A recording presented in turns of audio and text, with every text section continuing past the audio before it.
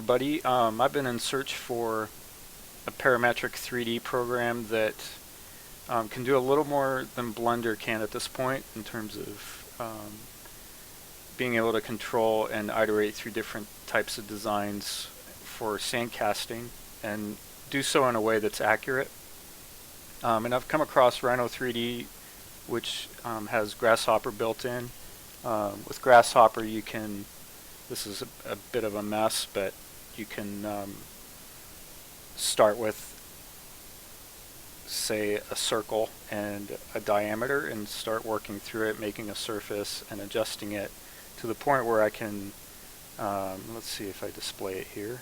What we can do is change the bore with the slider. You can kind of barely see it in there. The thicknesses, and you can see the splines actually follow along with it automatically. You can see this here.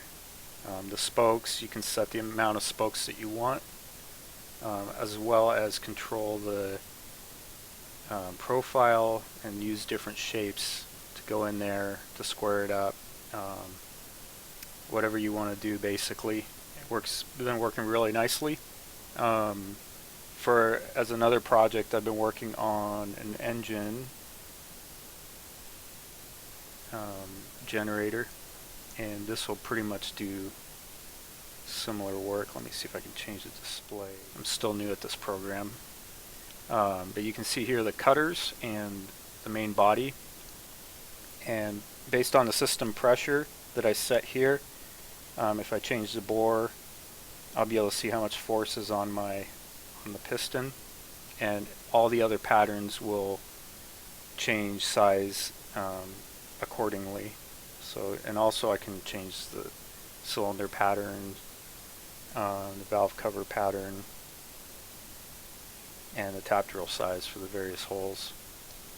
Also have the porting that goes in and different things, but this is all stored into the Grasshopper interface, which is quite a mess in here. You can see my different noodling, but it's worked really nicely for setting up a design. And then once I'm done in here, if I have any more issues with the file, I can go in and a program like Blender or ZBrush in this case. And let's see if I set the resolution up here, Dynamesh.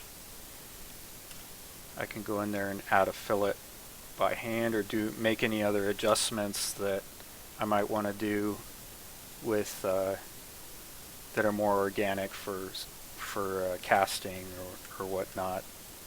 I wouldn't really be doing that to begin with, but there's a lot of options available. But because this is all destructive, it's nice to be able to start out with parametric modeler, and I've been pretty happy with these so far.